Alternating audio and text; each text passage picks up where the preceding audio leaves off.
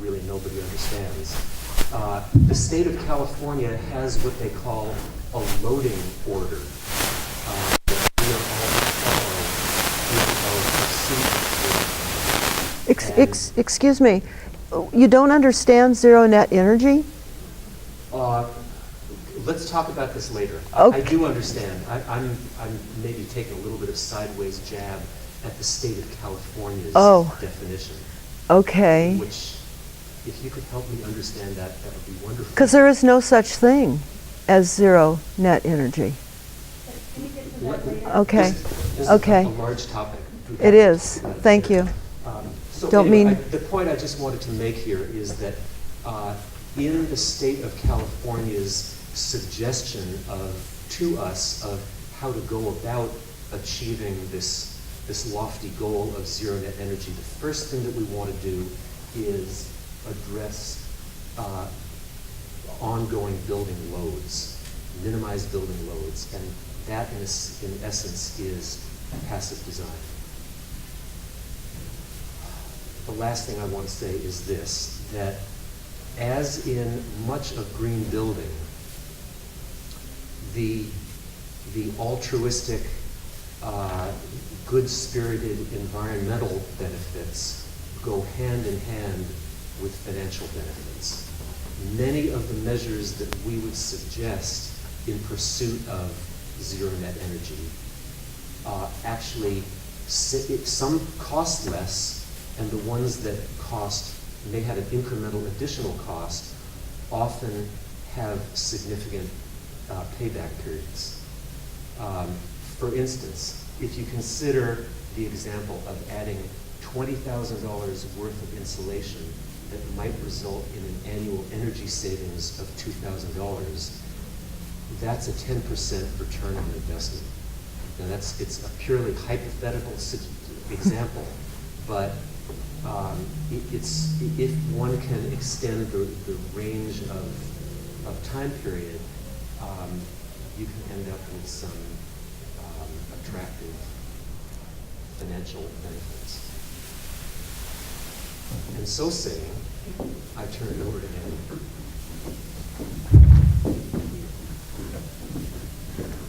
Try this. Is that all right? So far. Yes. Okay. You'll talk to me about so this. This is a very, very high level kind of broad discussion of the issues. We have a fairly intimate group here, so all of us are happy to get into the weeds, if you will, because sometimes it's the details that are particularly important. I also want to say that this is really about passive design and not specifically about fire safety. I do have some brochures up here that Scott McGlashan put together, which have some really great additional tips specifically about fire prevention in new construction. So you can come and grab some of those. Definition for passive design. Could you give me that definition? Sure. Passive, it's usually called passive solar design, is working with the sun's energy and the climate and the natural cycles to design a building that is comfortable without mechanization, or mechanization supplements it. So it's kind of, as Pete put it, the first order of business and the first design moves. Okay. So there are 6 strategies for resilient design, passive solar design, if you will. And obviously they're kind of knit in together, but I will sort of break them down piece by piece here. Daylighting and passive gain, orientation and shape, shading, natural ventilation, thermal mass, and building envelope. And again, these are just trying to get the definitions out here, and then we can get into more detail if necessary. In terms of passive gain and daylighting, we are basically using the energy of the sun, which puts out an incredible amount of energy to heat your house. And then, of course, conversely, you want to keep the sun out when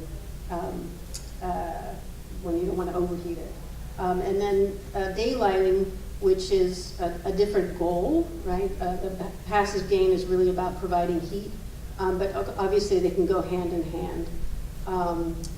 And it can reduce your need for electric lighting, and therefore you're using less energy. It can also make for really wonderfully comfortable spaces. In particular, high windows can bring a lot of light and sun into the building. It can be a really good strategy. I did want to point out that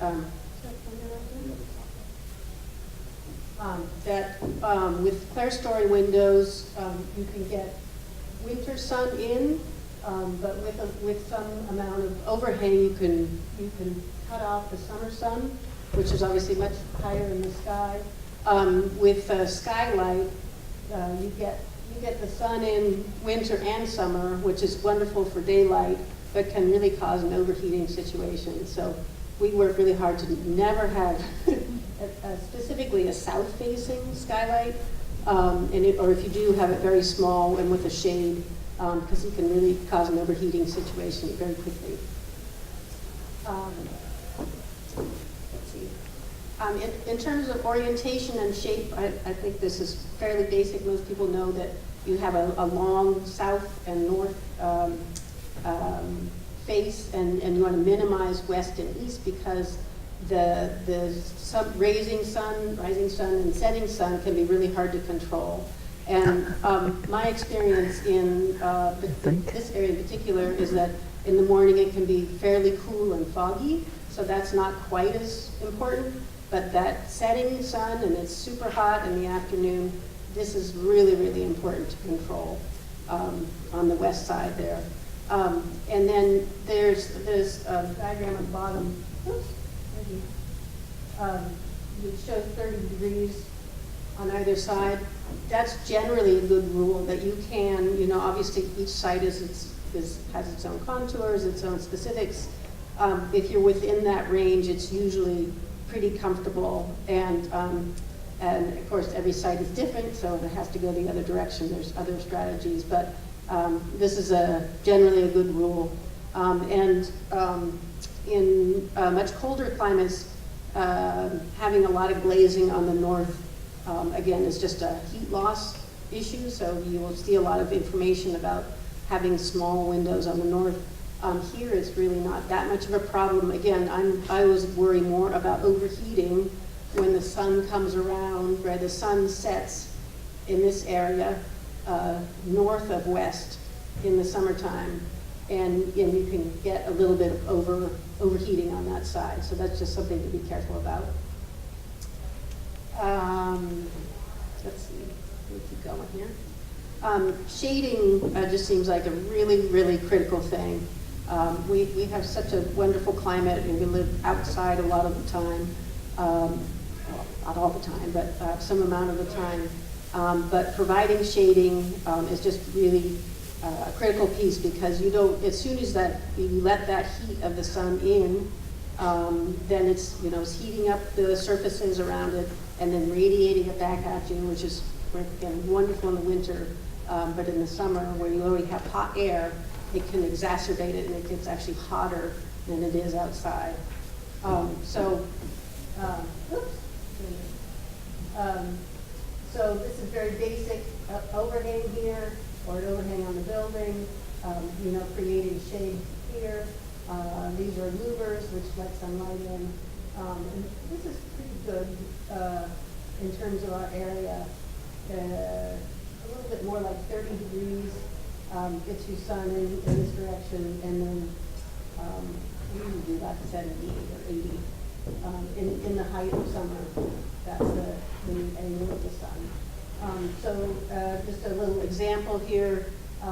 This project in Healdsburg has a kind of wide open dining room, but a really, really deep porch to the west side to protect from that setting sun.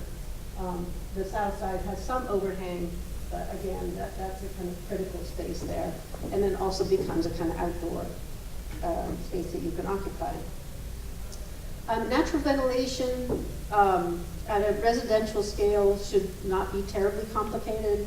When you get into bigger buildings, it's a much harder exercise. And as Henry pointed out earlier, if you can take advantage of the fact that heat obviously is rising, and work with lower inlet and a higher outlet, then you're working with the natural flows. Winds shift around, so it can be really site-specific. And frequently there's very cold winds in the north or sometimes the west, and it's nice to protect from that. But having something operable that you can open at night on a regular basis and pull that heat out of the building is a really nice thing. And this can sometimes, if it goes straight through, it can create kind of tunnel effect, and be sometimes it can be too extreme. So that's also something you want to control. But if you only have one opening, you're going to get stagnation in the far spaces. So actually sort of pulling it a little sideways, or sometimes I try and loop it around the corner a little bit. Again, there's a very simple diagram, so you have to kind of get into specifics. Is everyone familiar with the concept of thermal mass? It's, the idea is that you're using materials inside the building to absorb either warmth or, pardon the word, cool. Terrible word. But what it is it's regulating that temperature and dampening the outside temperature swing. So if the temperature, which is a pretty typical day, right, 50 in the morning and 90 in the middle of the day, swinging like this, and what we're aiming for is this comfort zone in the middle, and thermal mass can help you sort of swing in that zone. And there's the other nice thing is there's a huge variety of materials that you can use. I mean, gypboard, we've got like basic double gypboard is one way of doing it. And concrete floors or tile floors, something with a little bit of mass makes a big difference. We're particularly fond of plasters, and this is a Sprader Pise house. But if you can use some earth in it, it actually regulates the humidity as well. It provides a really comfortable space. I was talking to someone earlier about a concrete house. It doesn't have that quality of regulating humidity. I'm sorry, I'm going to walk on that. And then, of course, you can also just drop a big rock in your house and be really comfortable. Okay, so the final concept is a good thermal envelope, and I find this concept, it's like a really basic, it's nice to have a nice jacket, if you will, on your house, but it's really, when you get into the details, it can be very complicated because it's your walls, it's your roof, it's the floor, it's your windows, and the doors, and not only that, but it's how you install those windows and doors, because when you have an air gap, or you have poorly installed insulation, that's where the heat is going to transfer, right? You're creating a weak point in your envelope. So this is where the passive house is very exacting. In Austria, of course, it's paramount from a cold climate perspective. But here, it actually works very well in the heat as well. So I think that this is really paramount, and whether you work with a HERS rater and do blower door testing, it's a really important piece. So on this particular project, we're trying to trace where that envelope is, where the heat points are, and make sure we address them in every situation. The lower illustration is showing a thermal modeling. These are metal studs, Henry, and wood studs, and how much more transfer you're getting through it. So we can really study this on a theoretical level at this point before we even start construction.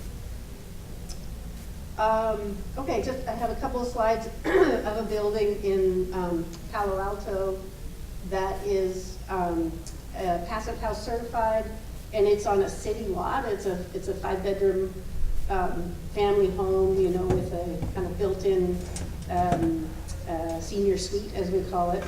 on the ground level. Down here, there's a kind of senior, that's here, the senior suite on the ground floor there. So it's a, it's sort of a typical home. Palo Alto has daylight planes that do this, so sort of taking that shape. But so we're trying to apply these principles in the non-ideal setting. There's a neighbor. Oops. A neighbor on this side, so we didn't want to have a whole lot of glazing on that side, so we created a little courtyard here, and then there's a little living room there. Is this new construction or retrofit? This is new construction, yeah. So we have a very highly insulated envelope. And it's actually so insulated that when we were looking at doing radiant floors, we had to change the layout and reduce it because we needed so little added heat in the floor that you wouldn't feel the heat in your feet. So we just skipped the dining room and just did it in the hallways. And I would say, don't bother with the heat, just invite a few friends over and you'll be comfortable. But what I particularly wanted to point out is that, again, the south is kind of diagonally that way. We're opening to this terrace on that side, and again, bringing lots of daylight in that fairly long, narrow building. Let's see, so here, looking at the section, so that's that living room space below, and then there are high skylights, really small. You don't need a whole lot of area, but fairly large openings, and then pulling that heat out at the high point up here. And then we have this, let's just sort of see that up there, clerestory up here, which is bringing the winter sun in, and again, cutting off the summer sun. Lots of room for photovoltaics on the top of the roof there. And that, again, this house was wired for photovoltaics, and they didn't put it in for 2 or 3 years until they could, get the financing. And I just wanted to comment. Yeah. There's this term stack effect ventilation that everybody, I just put it out there so people have heard it. It just has to do with the fact that air rises as it heats up. And if you provide a way for the hotter air to escape, it will do that simply, passively, creating a negative pressure for cooler air to be drawn in. Right. So it's a pretty basic ventilation strategy. And passive, I mean, that's what the heat wants to do anyway, so you're working with those systems. Oops, sorry, I went the wrong way. So that's just looking at that, the high clerestory windows. And then the other thing that I really like is that this becomes a social space, that you're making spaces that connect together, and it helps inform, really, for us, it helps inform the architecture, those kinds of passive strategies. And now for something a little different. So one more example, and then we're happy to take any questions you might have. So this small house is near Healdsburg and was designed to rely on several of the strategies we've talked about. In particular, in this case, it's natural ventilation, nighttime cooling, and a well-insulated building scheme. The orientation on this site didn't work out, and that's often the case. We had a site that faced east and had an east-facing view, so we had to orient it alongside to the east rather than to the south. That's not the first choice, but as Annie pointed out, it's cooler in the morning, so you can deal with an east side orientation. And in this case, there were trees around the house on the west and south side, and far enough away to provide good shading on those sides. The shape is still long and narrow in plan, so it's set up for good natural ventilation and for good daylighting on all the different sides. And in this case, these green lines here represent the sun's path. This short side is the south side of the house.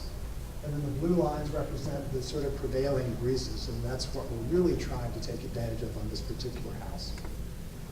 So this is the long east side of the house, and this photo was taken in winter, so this glassy bay is actually protected in the summertime with a lot of shading from the oak tree just in front of it. And then you can see the trees behind on the west side of the house that shade that side of the house very well. And then there's a sort of a breezeway, or dog trot as we call it, in the middle of the house. This is a view from that breezeway looking out. So part of what we're trying to do here is really connect to nature and connect to the outdoors and make the outdoors the heart of the house in this particular case. So this is a well-insulated straw bale house with a lot of thermal mass on the inside. So these are the straw bales.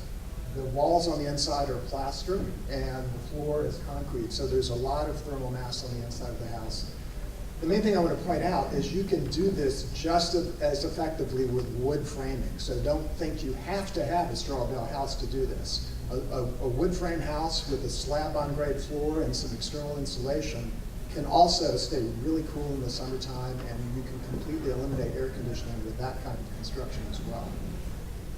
So here you're looking from the dog trot into the living room, and you can see the stained concrete floor and the plaster walls.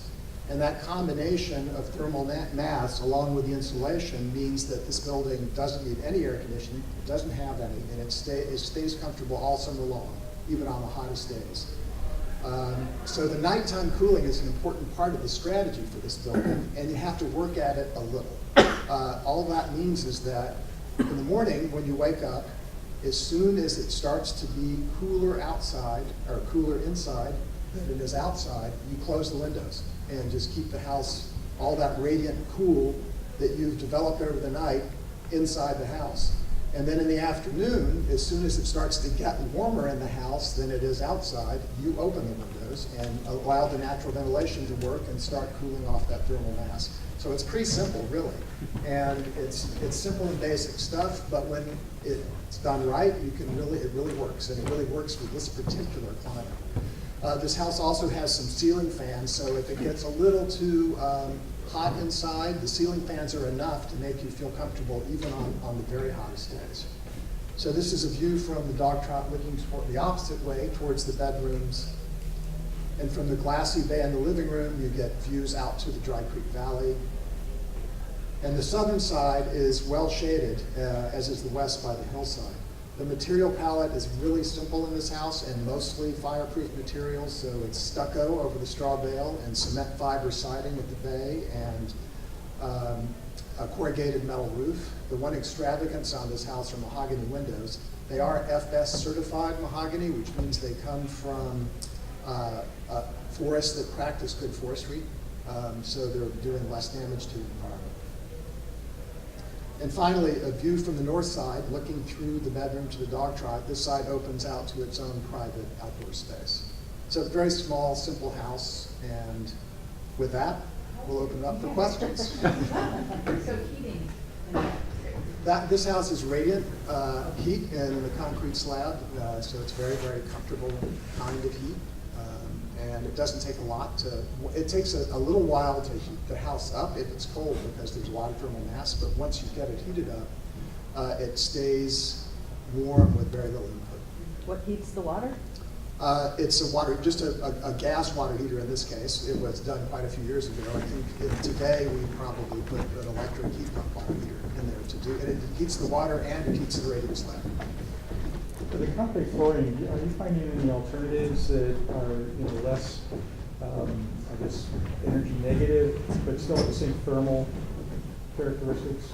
Well, I think one thing we do to reduce the carbon footprint is put a lot of fly ash into concrete. So we're trying to reduce the carbon footprint by increasing either slag or fly ash or the different materials you can put into concrete to reduce the cement content. Just modifying the mix. Modifying the mix, exactly. But it still retains its other characteristics that are desirable. Right. And you can use tile, you can use, there are earth kinds of tiles that you can use. There are lots of, anything that has a thermal mass qualities that you can use on the floor will do the same thing. Yes? Oh, Go ahead. thank you. Yes, I'm understanding that Sonoma Green Power and PG&E is offering incentives for the new builds in Santa Rosa to not implement any gas at all and to go with electrification only. So when you're designing houses now, are you going forward with that aspect? And then what about appliances? How is that affecting the internal heat and cool of the house? Are you doing smart appliances? Can you address that? Sure. I can talk a little bit about the electric. We've been doing all electric houses, not exclusively, but for 12 or 15 years. Luckily, the technology is getting a little bit better, and there are a few more options.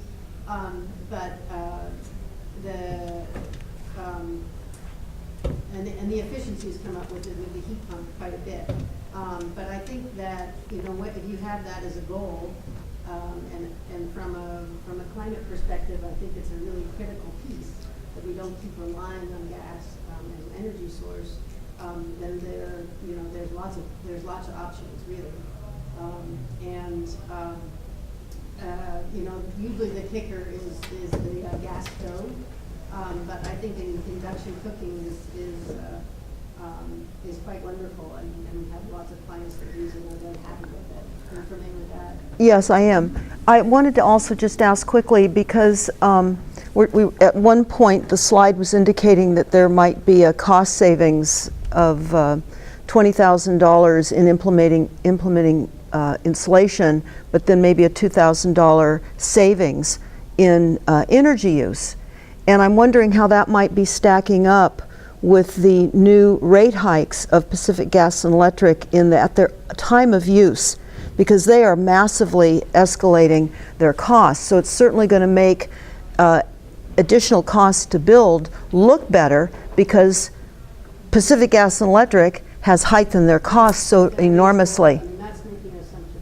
Yeah, one thing. I'm sorry, I couldn't hear you. What was? One thing we can safely predict is that the rates for natural gas are going to increase over time. Whereas if we put in on-site generation of renewables, like the photovoltaic system, we have locked in certainty for a period of 20 or 25 years. What Does about? that make sense? Well, And yes, one no, thing would I add to understand. that is- the one thing I would add to that is if you can use these sort of simple climate-based strategies to Yeah. eliminate air conditioning, Right. you've eliminated paying anything at the time when the rates are at their absolute highest. In the which is peak. Demand in the middle of the summertime. That's Yeah. when the rates are the highest. So by just shaving off those peaks, by just a little smart building design, you can save a lot of money on energy. But now you're talking new builds. Are you talking retrofitting older homes, or are those just out? Yeah, no, you can certainly do it on older Absolutely. homes. Yeah. You can insulate, add insulation on the outside. You can add, thermal mass on the inside with an additional layer of sheetrock. There are lots of strategies you can do. The examples we showed you were new homes. There are a lot of strategies you can use on remodeling older homes as well. But getting back to that zero net energy in the beginning that I was trying to ask that question, I'm very confused about zero net energy, because I know that there was a trial house built out of UC Davis a few years ago. They were trying to see how they could get to zero net energy. They could not. So have things changed as of a few years ago to that trial build? I don't know the specifics of that project. Okay. So I can't reference that. But in my own semi-informed understanding of zero net energy, I guess I would say that zero net energy is the idea of, it usually looks at ongoing operational energy. It usually excludes the energy that's embodied in materials of construction. That's a little bit of an oversight, but in the usual definition of zero net energy, it's the idea that on a net annual basis, you generate on-site enough energy equal to the amount of energy that the building consumes for all of its energy needs. And I just wanted to point out that all of its energy Can you get to the mic? includes both the regulated energy needs that energy codes care about and the unregulated energy needs that codes don't care about. The flat screen TVs and the Game Boys the hot tubs and the other plug-in appliances. Hot tubs would be- Hot tub is a big one. So really, I think what the three of us have been trying to do is design homes that accord with that common sense definition of zero net energy. To really, that you generate on site enough energy to offset all the energy needs of the building over the course of the year. And what I was saying before about my sideways jab at the California Energy Commission's definition of zero net energy is it has to do, in their definition, it talks about the societal value of energy, which is not something that is intuitively obvious to us. What's the societal value of energy? It has to do with peak loads. Right.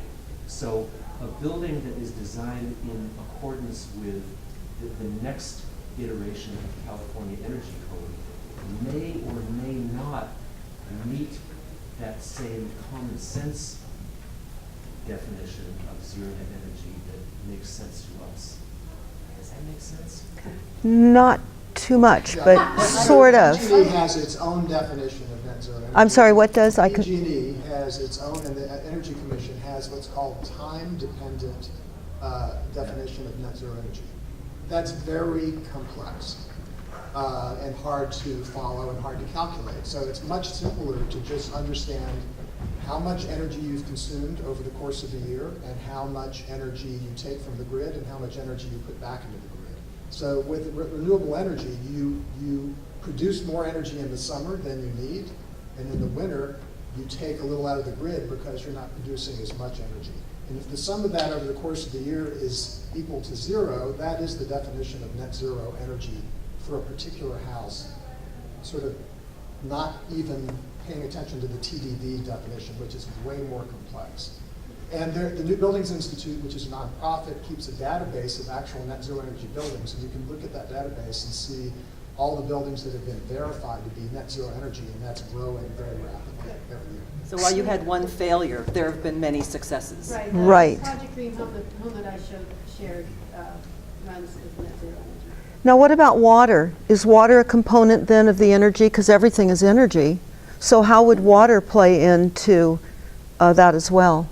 Well, it's not calculated into that particular, obviously there's energy involved, but I don't believe it's generally taken into consideration. No. Right. Most of the energy involved with water, the water energy nexus as it's known, is moving water. It's moving water to get to your house. It's not using it at your house. So that's really sort of excluded from that There is calculation. the building challenge model where where it's a zero water, site water, you're only using site water. Like a well, but that still has electricity because of a pump. Yeah, but that electricity And that can be sold. would be included if you're trying to say net zero energy at this particular site. That would be included in that. You'd have to zero that. I will say that there are more net zero energy or zero net energy experts than we are. I mean, maybe you are, but. I'm not. So, But in Edmonton, Yeah. I heard. I noticed a lot of the designs, you have open high ceilings and the clear-story windows, and that makes sense to me from a cooling standpoint, with the hot air rising, and it's aesthetically pleasing, but I'm wondering about heating when you have those Right. open ceilings. Right. Well, one of the great things about radiant heat is you're not heating the air in the space. It actually radiates and it heats your body directly. So in a room like this, to heat it with forced air, it would start with the ceiling getting warm and it would eventually move down to us. But radiant heat's coming from the bottom up and directly heating our bodies rather than the air. So it works effectively no matter how tall the space is. So with radiant heat, isn't it still passing by your body and going up? No, it's going into your body, sort of like a microwave oven. Oh, that sounds fun. But it actually is more comfortable. It's actually more comfortable. You don't have the sort of same moving air currents. It's actually much more comfortable than a forced air system. So is the air temperature, The air temperature can be lower. Yeah, it's independent of the air temperature, because, again, you're heating people or. Yeah. There was talk about that example of on a cool evening, when the air temperature may be 40 to 50 degrees, if you're standing facing a fire, Yeah. a campfire, you're going to get hot, even though the air temperature is. And is radiant heating always just in the floor? Is that how it works? No. It can be in the walls, and I guess it can be in the ceiling. Yes. But it's typically in the floor.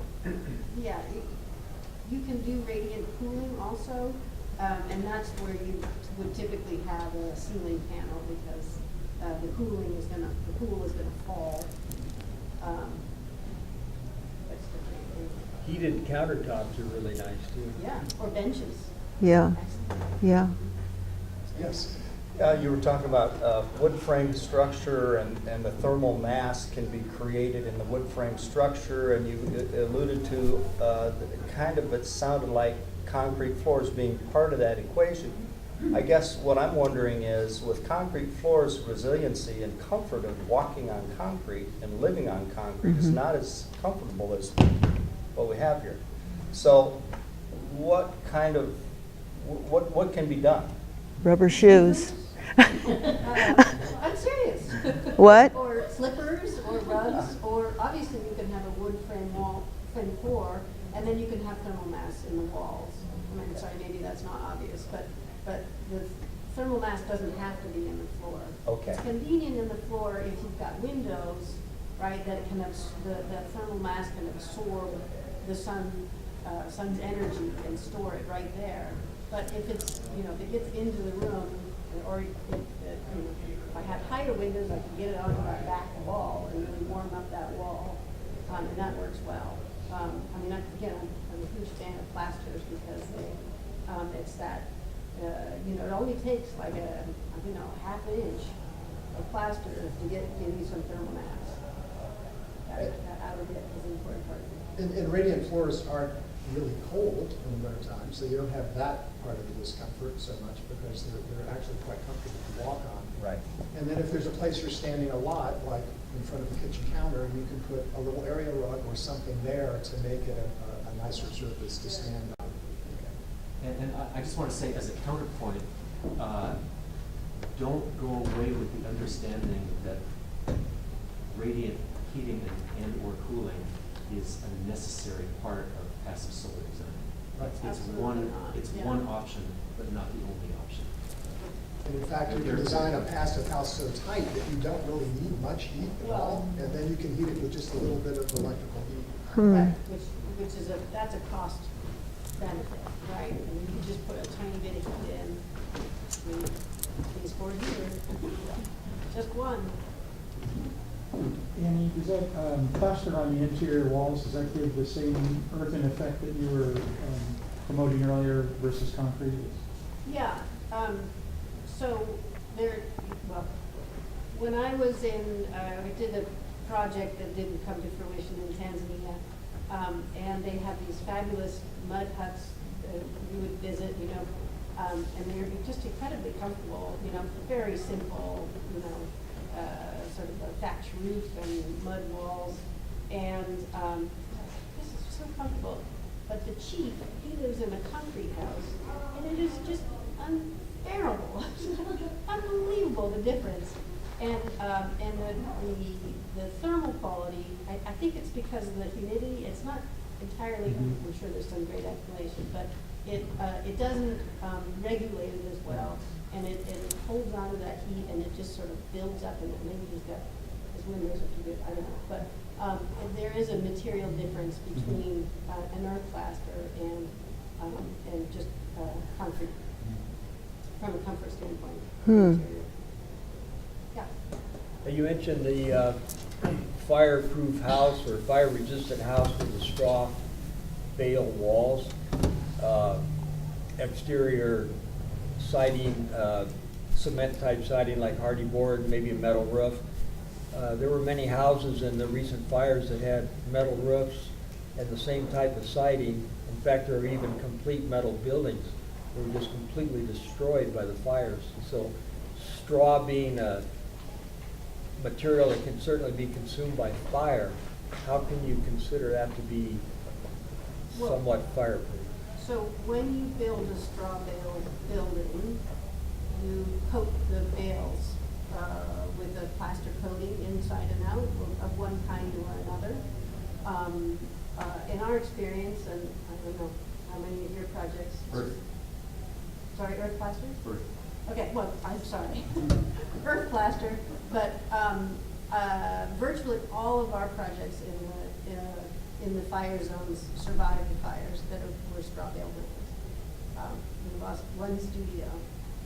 And that coating, I mean, it's a 2-hour fire rating. So then it becomes about what's your roof detail. Like, all of these things become incredibly important. Can fire get up into the eaves? If it can get up in there, that's going to burn. It's going to drop and burn the whole thing out. So those kinds of details are really incredibly important. I mean, in my mind, that's very different than what we're talking about in terms of a resilient building from a daily perspective, right? We're talking about a specific situation. Obviously, we ideally want both.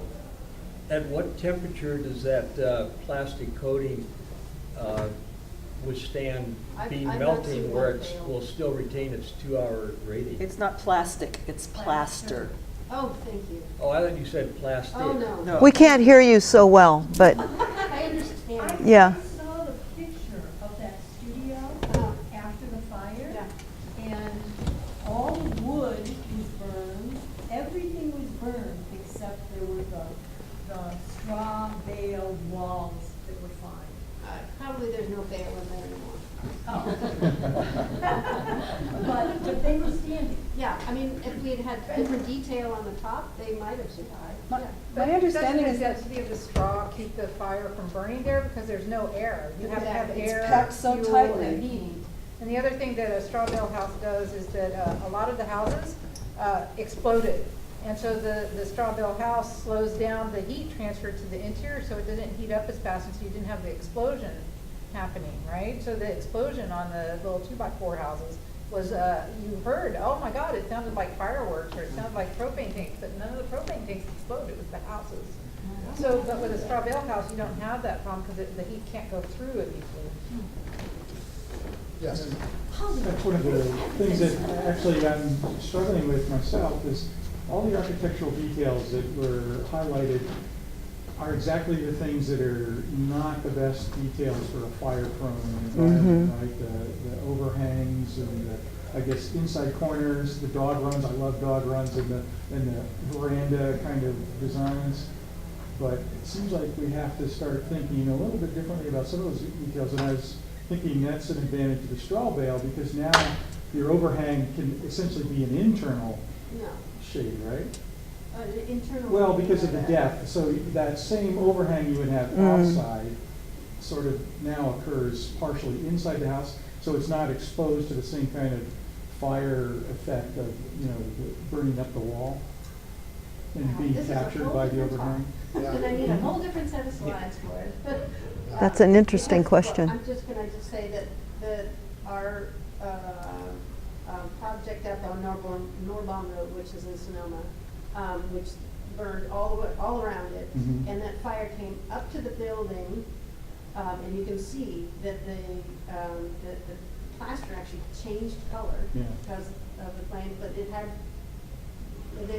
there was basically no reaction, and therefore there was no more fuel, and therefore it basically put itself It just out couldn't- there. yeah, okay. And it does have a ventilated roof there, but it has intumescent mesh on it. Mm. So that you can't get, and this is part of the wildland urban interface Yeah. detailing, that you can't, no embers can get up in that space. So it still has overhangs, and I don't want to do straw bale without overhangs, right? We need to protect those walls. So. Okay, well, that makes me feel much better because I keep looking at this and it seems like a disconnect between fire safe and, passive Right, techniques. no, I mean, it's, there's a lot to think about. Yeah. And you really have to think it through from all of those perspectives. And I'd say there still is some amount of give and take, Yeah. Of of course. trade-off. Well, yeah, I between mean, fire it safety is a and- system, right? It's not a singular thing. Right. It's materials, it's design, it's the environment, it's the landscaping. Right. Well, I'm We could make concrete bunkers and live in them, you know, for the fire day. But they'd be like the chief's house, and we wouldn't want to be in there. We wouldn't want to be in there the rest of the time. Right, so. A number of people in Japan and elsewhere, certainly here in California as well, that are having problems with the switching mode power supply and the electricity that is coming into their homes. And some are very sensitive to that increased amount of electromagnetic frequency. Have you experienced that or heard of that? Okay, okay. I live in a house that's powered by- Have you heard of that? Yeah, he's heard of that. I've heard of that for decades, and in Europe, they're pretty sensitive to that also. It Yes. has to do more with the wiring, the way it was done, than where the power comes from. It's not the solar panels so much, it's that they have main wires right behind their bed or something like that. That's coming, the frequencies are coming in. Where you can turn off all of the circuits in the bedrooms, you know, one switch. So you're not. Well, using the smart meters turn off everything too. Right, but I think it's totally, well, as far as I know, it's independent of the photovoltaic. Yeah. I mean, electromagnetic radiation is a topic worthy of consideration. Absolutely. But I also don't think that there's anything particular about photovoltaics that is of concern. Thank you. So it's 4:30. You know that, right? Well, actually, I knew about multifamily, but I wasn't up on the single-family home. Oh, yeah, no, But, no. In fact, you probably know that Sonoma Clean Power, along with Pacific Gas Electric, is incentivizing the rebuilds to not have gas. Oh, I didn't know that, and I think that's really good to not have gas. And not have gas for what reason exactly? It's cleaner, it's cheaper. There's no greenhouse gas. You don't have to worry about carbon monoxide poisoning in your home. I converted my house from gas to totally electric. It's so much more comfortable. But what about the electromagnetic sensitivity that people are now feeling with the increased frequencies? I mean, we've got the smart meters, we've got all of this wireless stuff now, and people are getting so sick. It hasn't been an issue with the kinds of things that, like the water heater is like a heat pump water heater. Right, so I know. it's like a refrigerator. Essentially. Right. What I did actually, the gas meter also has a smart meter on it. And by getting rid of my gas meter, You got rid of one more, I got rid of one more smart wireless. meter, and my electric is I have a detached garage, and the meter's actually in the garage, so it's ways away from. So you have all the smart appliances too then? Right, I've got induction cooking, which I just love. We have electric cars. Yeah, well, But the heating, you know, I had one of these gas furnaces, the PG&E said, you know, if you turn that on again, it was really old, you'll probably die, because it was, and so we got it changed to a heat pump, and the house is so much more comfortable. That's nice. And my That's total nice. PG&E bill was less. well, it's going up. In April, they're all it's going up. massively going up, but it's a pilot program, not to worry. Yeah, right. When they say pilot. And we're doing a pilot program for the next pilot program, it's even more. It's interesting how they knew in advance to increase their rates before the fires. Don't you find that interesting? Particularly since there was that little email between Pacific Gas and Electric and the CPUC saying they would use direct weapons on Sonoma County. Did you hear about that? Now you do. So, but I find it really interesting. I thought that would be much What? higher The way to than deal with all this these stuff other is put ones. solar No, on not your because, house. well, one thing is the Model 3 Get is batteries in your house. more affordable. It is, right? Yeah, you're right. You're right. Thank you. Hey, hi. How are you? Trying to find the most. This is actually where about the energy code, the current 2016 standard. This brochure is all application guide to designing lighting for residential up to the standard. Is this like LED and fluorescent and that kind of thing? There is information on those, but Are you looking for to rebuild or? Well, I'm just looking at what kind of lighting, because I'm seeing you're saying rebuild, you're part of the green. We're part of we're funded by the utilities and we're energy code. Oh, so that would be all LED and fluorescent lighting then, if that's you're talking about. Did you realize the degree of eye damage that LED and fluorescent lighting cause? Do you know that it causes macular degeneration? Did you know that it causes blindness? Did you know that it reduces the melatonin at night? Type in on your search bar LED lights and eyesight, and you're going to read the American Medical Association. Everybody is saying how bad it is. We're going to be all suffering from different degrading levels of eyesight. I just found out about this, so that's why I'm talking about it. But I've been. Oh yeah, okay, I understand.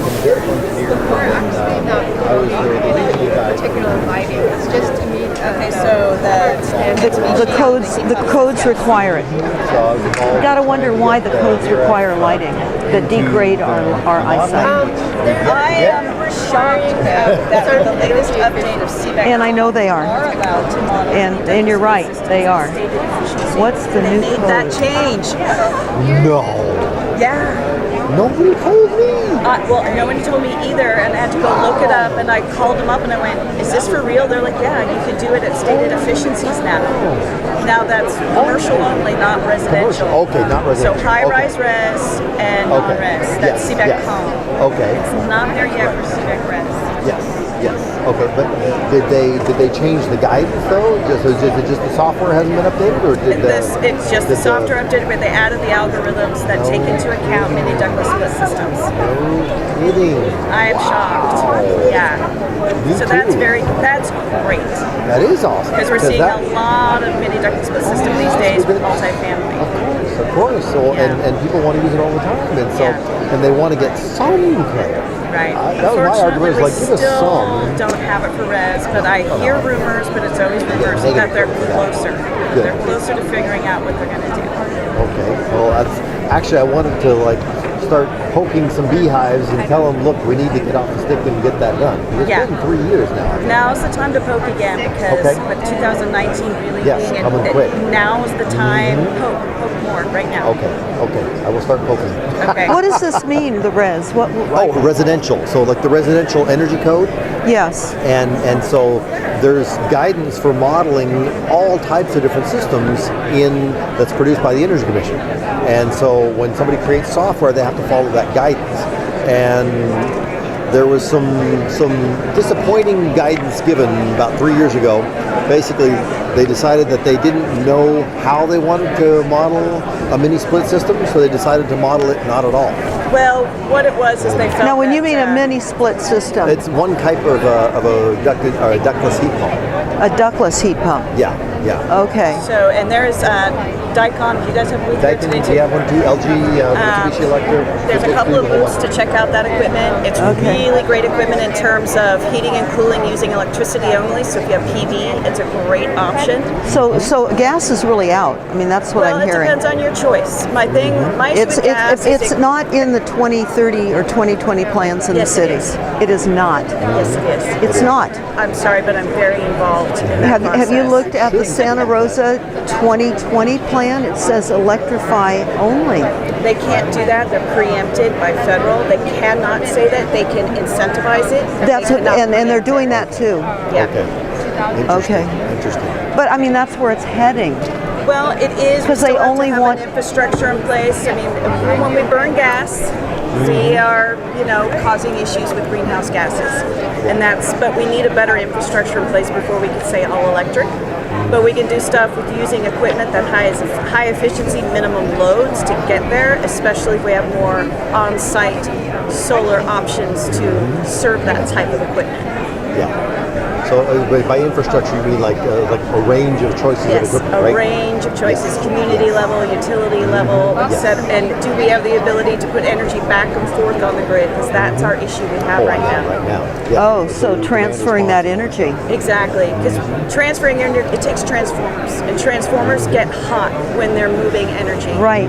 And all of our Don't we know systems- that? Yeah. All of our systems are meant to take a rest. Yeah. And so for residential areas, they take a rest during the day when you're at work and not using your home. But now we have Off-peak load. PV systems, and it's sending electricity to the grid Pushing them to their limit in during some that cases, day. yeah. And then at night you come home and it's being used again, and it never had time to cool down. That might be it And right we're there. having major issues regarding that infrastructure, regarding how we're using our grid and sending energy out and sending energy in the opposite So direction. for the peak time of use pilot program that's going to charge more between the usage of 4 p.m. to 9 p.m., Right. that is basically because they want to cool the grid down or make a whole lot of money. It's because Or both. that's when it's that's actually because the that's when true the sun cost. goes down. It's The reflecting sun the true goes cost, down yeah. is around 4. We're starting that production of a local peak photovoltaic system is not at its peak use. So the change in that peak use condition is saying during the day we've got all these PV systems out there sending energy to us. Energy's inexpensive. But the minute the sun goes down, we have to now start Generate, our power plants up, right. and it's a totally different cost. have to do it very, That's very why that quickly. peak use is the way it is. So basically, it's when the supply is high, then the price goes down. But when the supply Right. goes low, Low. and the demand is still high, then the price comes up. I got it's, that. It's trying to match the true market conditions.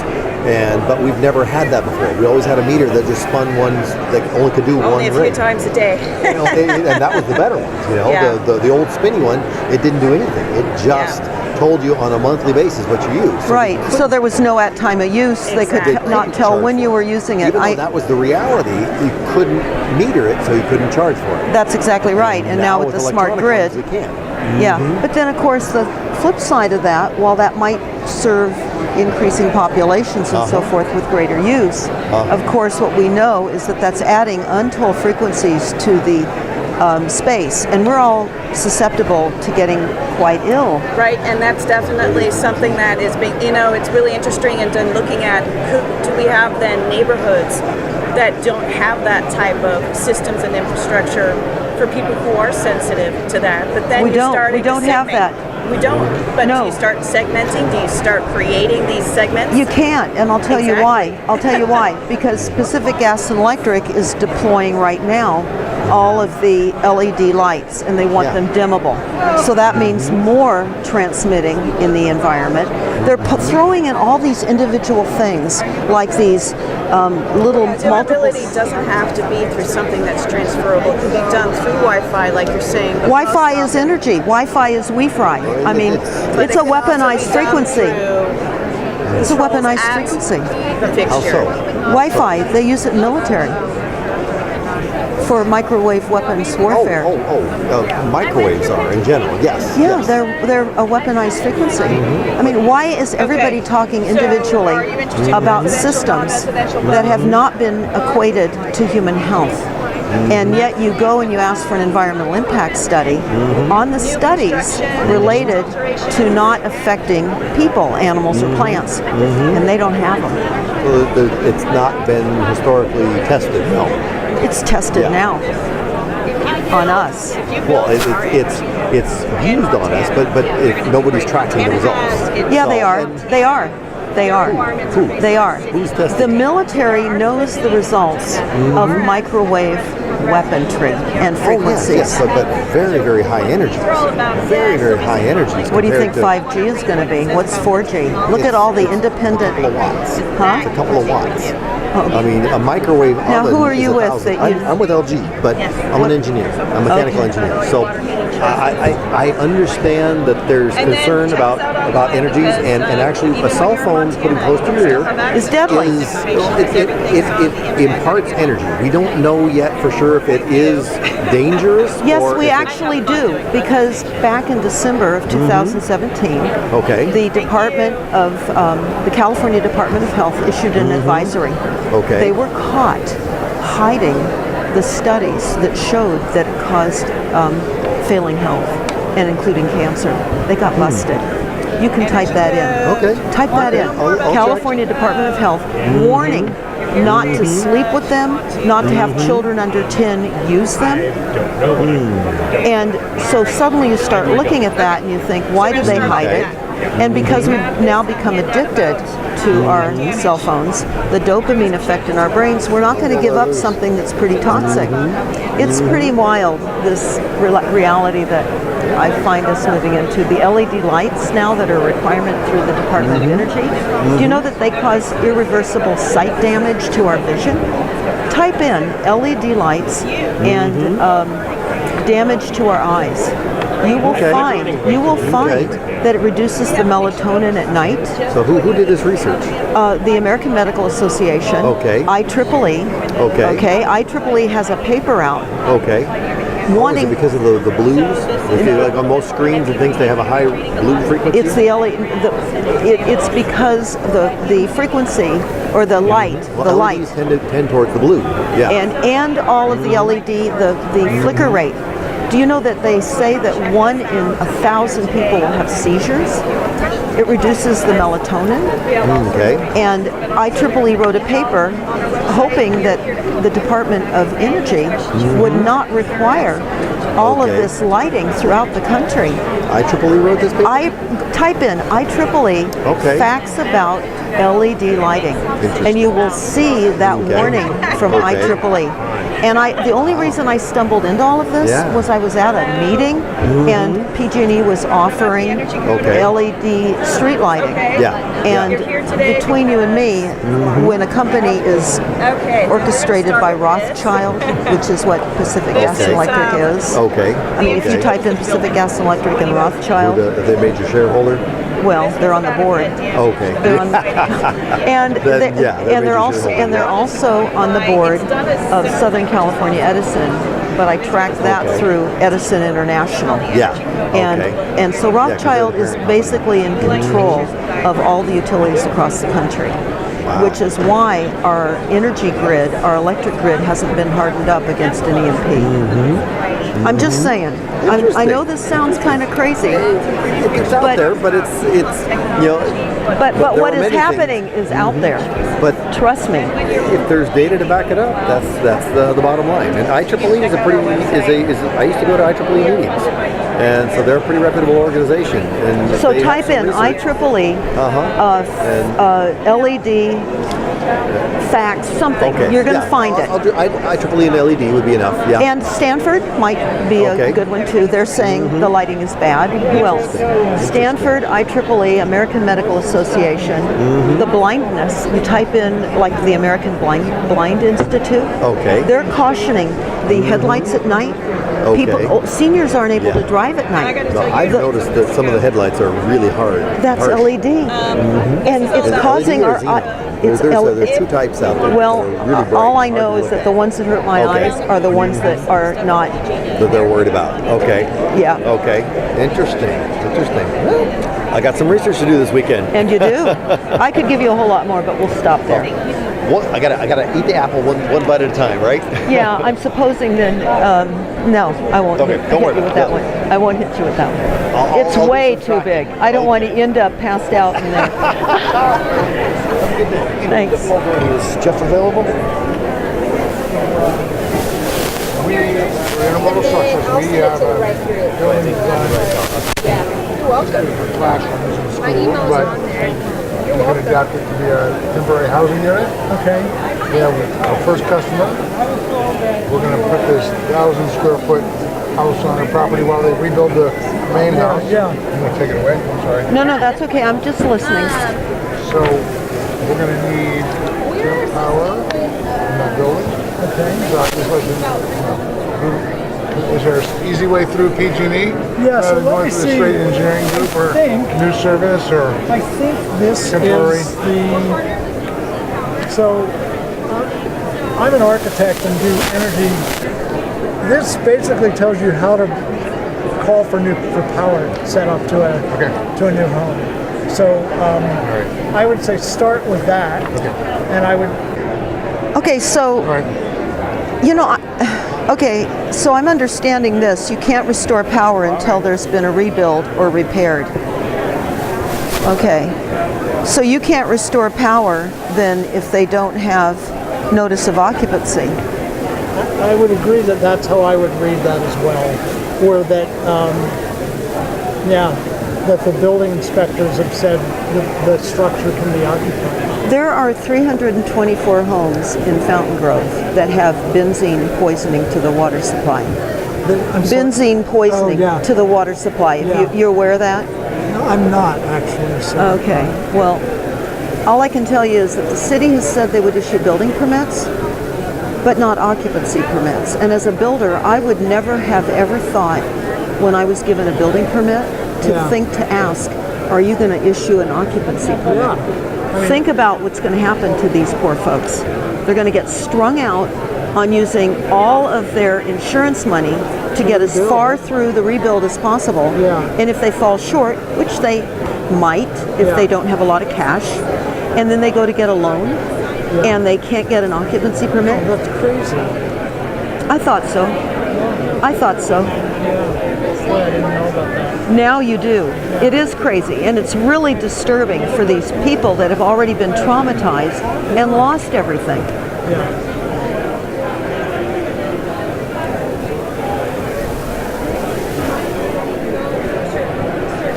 So maybe if you just do that. How do you opt out of the at time of use, the new not so pilot program? PG&E never does a pilot program. It's just the idea. So it might be you can. I don't know if you can opt out yet.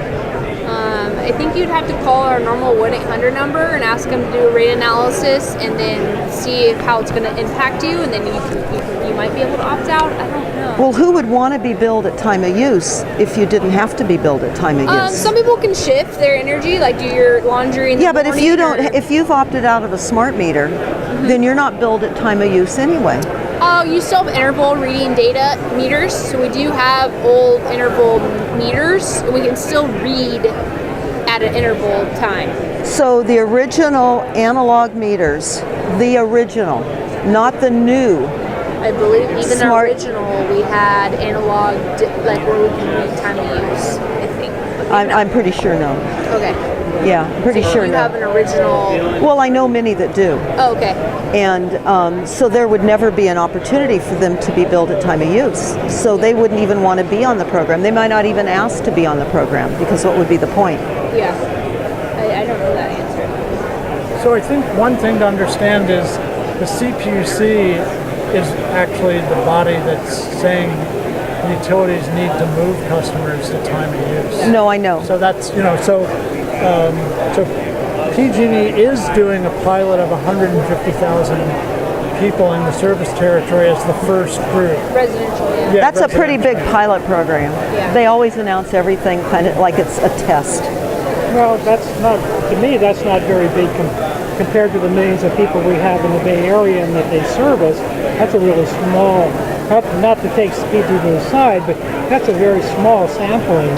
But it's incremental with PG&E, as you know. They create that idea that it's kind of a test run, because they do say you can opt out. Right. If you're within that 150,000. Right. They say you can opt out. So. Are you going to put solar on top of your house? Well, Because you get a whole different meter then. Yes, I know that. You don't keep your analog meter. I'm aware of that. Plus you get a switching mode power supply on your roof, and if you happen to be electromagnetically sensitive, then you're increasing your electromagnetic fields and you're getting sick. Actually, mine just helped me charge up every night so I could go to sleep better. That's a joke. I'm talking about real health evidence. I'm talking about something really horrific. That's wonderful. I don't believe in that, actually. Oh, you don't? I don't. Okay, so then, well, I guess the way I started to believe in it was kind of by accident. We talked to a man from the UK that was up in Portland, and he is one of the, he's globally recognized as a microwave warfare expert. And he talked about our cell phones, the smart meters, the cell towers. No, the smart meters, the cell towers, the antennas.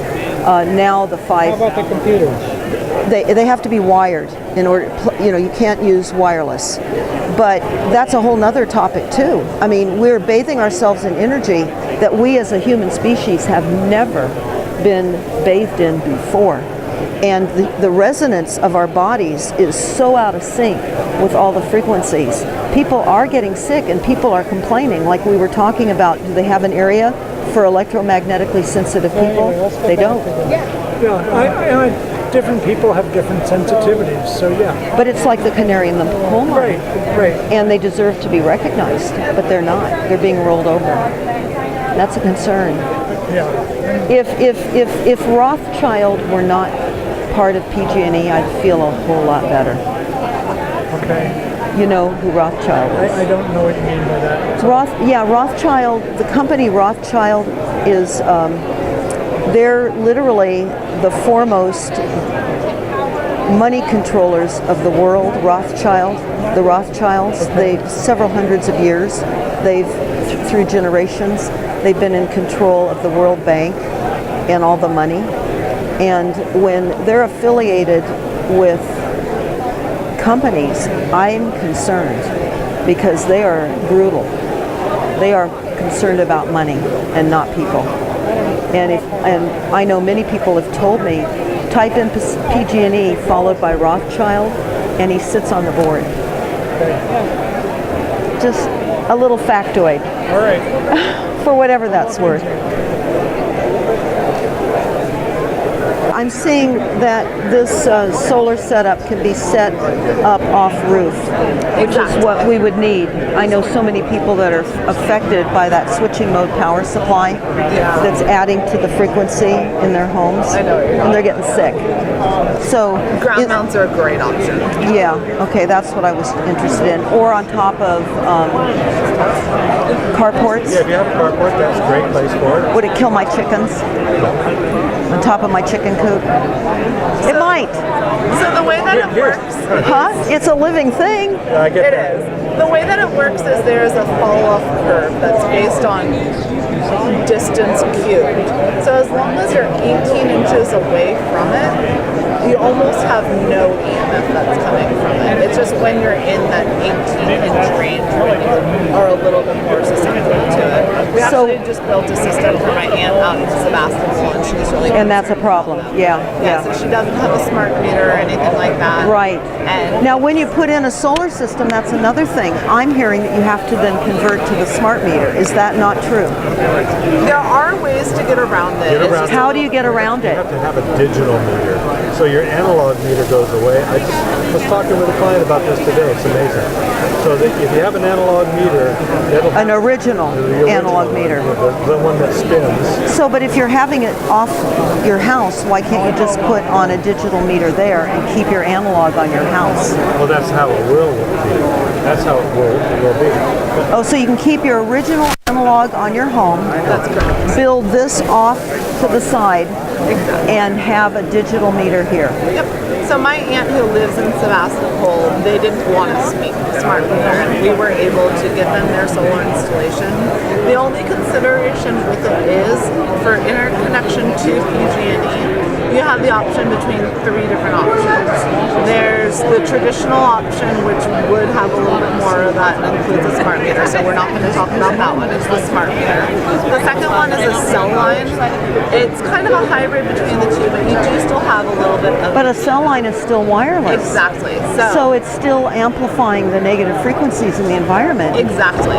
So the third option, and the one that she went with, is a hard dedicated line. It doesn't have any... So they had to off and put in a different line. You have a Cat 5 line going to it. And that went to the pole? Is that what happened?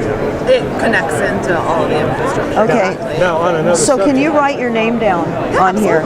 Because on another subject, if the solar system was going to be put on a chicken house, for instance, or a chicken, I was kidding.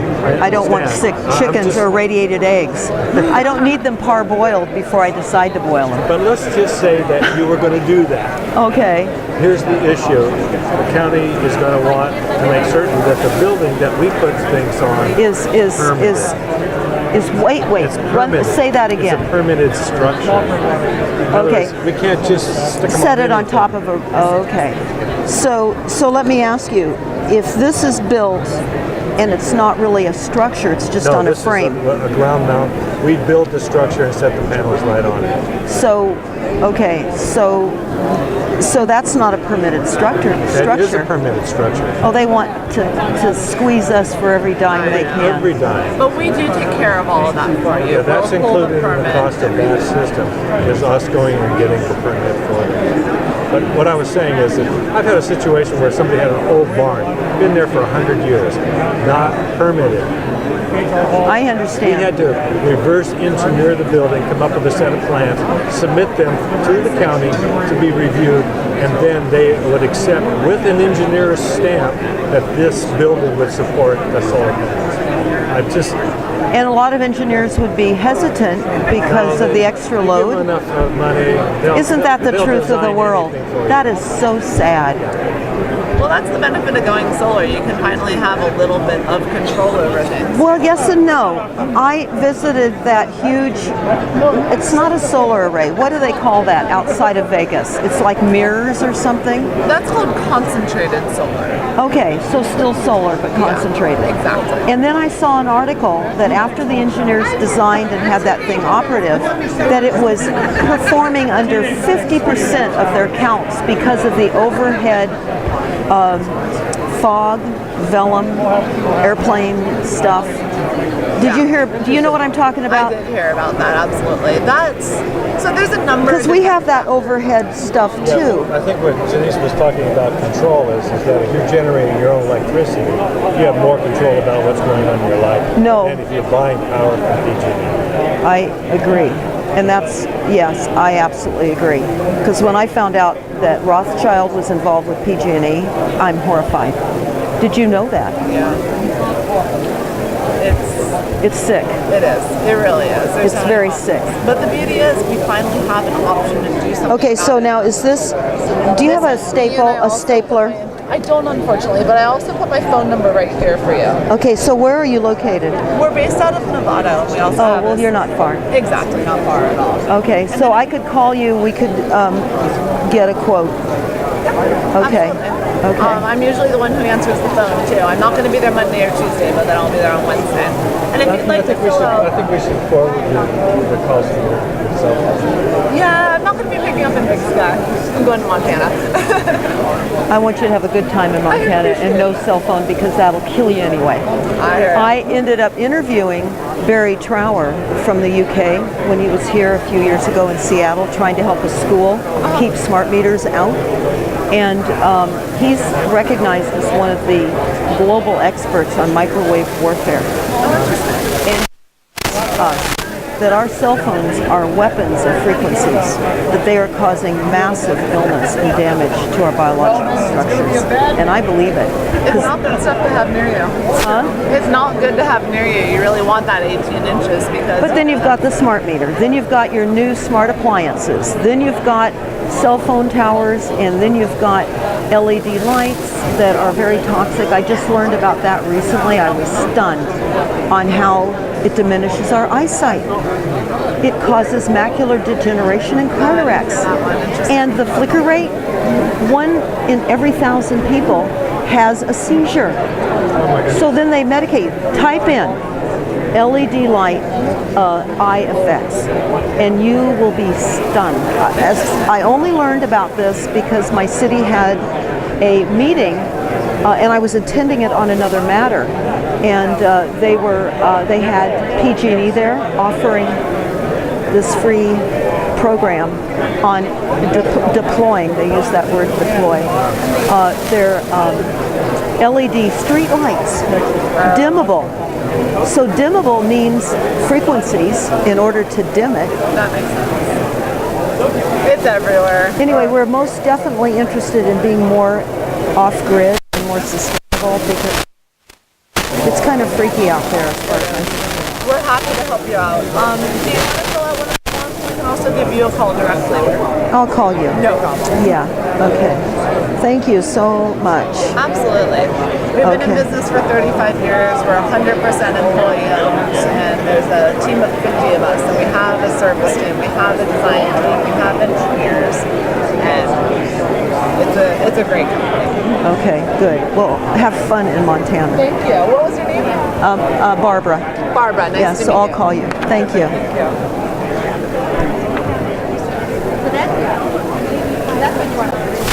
Getting it straightest to who's who. Hello. Hi. Hey, I want to ask you guys a question. Sure. Because I see here zero waste. Yeah. Yes. Talk to me about what zero waste means. Yeah, so zero waste is really trying to minimize wasting in the first place. So it's looking like upstream, like not creating waste. Like for example, these are produce I can bags. have one of these. So instead of having to generate all the single-use plastic bags, so it's not creating waste in the first place, and then it's recycling, reusing, and composting what's left over. So yeah. So it's really recycling everything.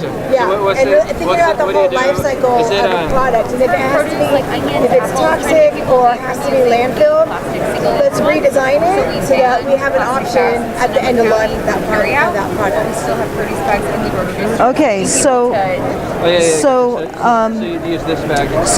the idea then of zero waste is more about just cutting things down, because zero is nothing, and nothing is nothing, and there is no such thing as nothing. But we can always strive to that goal. It's the same thing like in the in any field when you have like health and safety, like OSHA accidents. The goal is always zero. Like you want your employees to have zero. Well, a zero accident is different than zero waste. Think about it. I'm hearing all around here, zero waste, zero energy. Zero is zero. That means there's no people.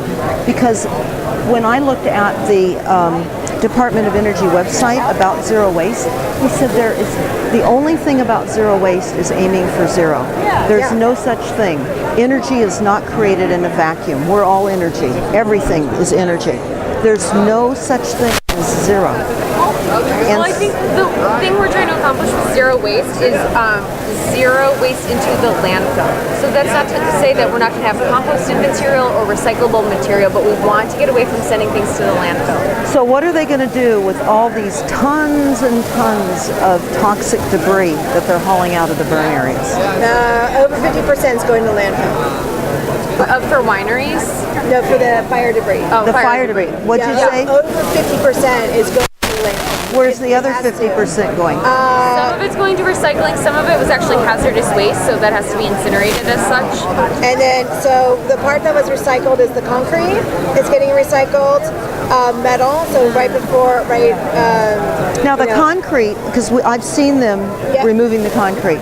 They're not cleaning off the concrete. They're getting dirt in there. And that's okay. Stuff. That's okay because it's a little bit of poison's okay. Well, I don't know. Well, I don't know about that, but they're taking. What about the benzene in the water supply up there? Up in Fountain Grove? Yeah. Yeah, I know. That was my parents' street. Okay, so I need to tell you something. My parents' house, you took the picture, if you saw the Press Democrat, that was right in front of my parents, where my parents' house was. That's in their Then you need to hear something really important. And you need to have them check this out. Don't take my word for it. But a builder was sitting in on a water meeting in Santa Rosa last week. Okay. And the water meeting was saying that right now they would estimate redoing the infrastructure for the plumbing for the new water system there at about 26 million, and they don't have the money. So here's what they said they were going to do, and I was shocked. They said they would issue building permits to the people, but not occupancy permits. Do you know what that means? That means if your parents rebuild, They're going to rebuild. okay, and let's just say they got a nice big fat insurance check, but it wasn't enough It's not enough. to finish the build. No. But they didn't go for a construction loan right away or any financing until they used up their insurance money. So let's just say they got the roof on, they're starting to wrap the house, put the exterior on, and they're getting low on money and they need to get a loan to finish it. Lenders will not give them a loan because they cannot get an occupancy permit because of the toxicity there and the fact that the city doesn't have the money to redo the water supply. That water supply has to be redone. You know, They don't have the money, and they've said they don't have the money. That's a like. They can't build. They can't rebuild. And if they do, and they're not told, they can't get an occupancy permit, what kind of situation would they be in? Have them listen to, on the city website, okay, there was a water meeting at the Santa Rosa Council Chambers, and it was called the District Water Board. I'm going to write it down. So. Yeah, you need to. What was the permit that you were talking about? I'm sorry? What was the permit you were talking about? Occupancy. Check, they need to check to see if they'll get an occupancy permit because they said they would issue building permits, but not an occupancy permit, and everybody up there needs to know this. Yeah, because they're one of the neighborhoods that's been affected by that. Yeah, but they don't. Aren't you glad I came by? Yeah, and I want to tell you, the concrete that they take is not. They don't consider that to be hazardous. Because if it is hazardous, they will take it away. I mean, they do have. They have to, by law, take it to the landfill.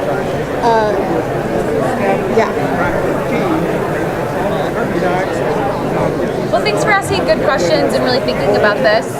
We appreciate it. Yeah. Mosquitoes. Yeah, really, we're just trying to get people to think about using more natural products instead Are of you using going to the Marin Sonoma Vector Control meeting next I'm week? not, no. You need to. You need to have. You need to have. It's. Find out. I think it's like the first week of March. It's like the second or third Wednesday of the month. What's it called? Marin Vector Control. No, Marin first. Marin Sonoma Vector Control meeting. Let's change it. Sonoma first. I know, but they won't. But they won't. I know, I'm kidding. It's Marin first. Yeah. So, and the reason I'm saying that is I went to the last one.